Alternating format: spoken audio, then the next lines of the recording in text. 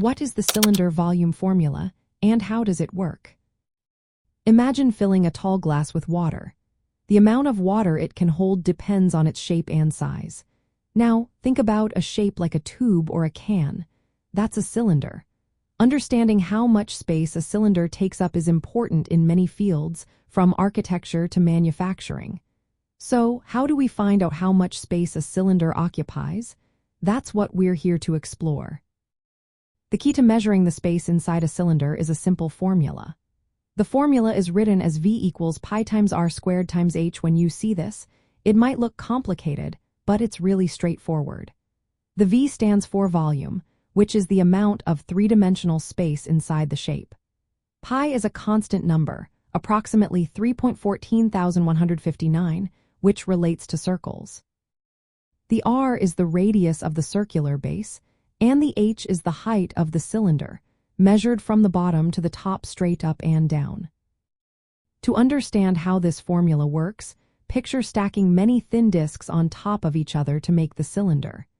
Each disk has an area equal to pi times r squared, which is the area of the circle at the base. When you multiply this area by the height of the cylinder, you are adding up the space of all those disks. This gives you the total volume of the cylinder. Let's break it down step by step.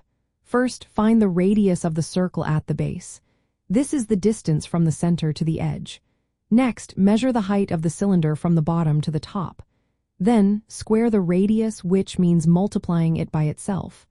After that, multiply this by pi.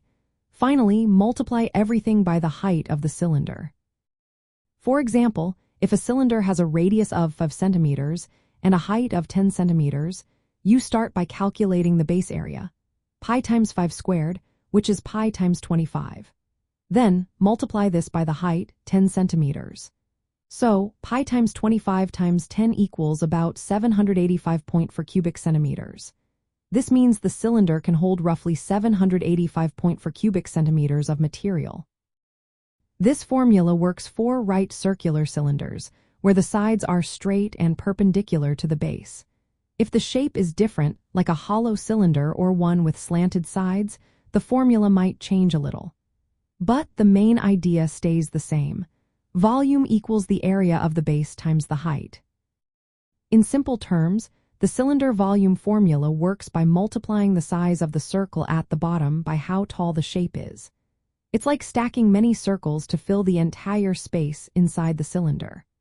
This method links the two-dimensional idea of area with the three-dimensional idea of volume, making it easier to understand how shapes like cylinders fill up space.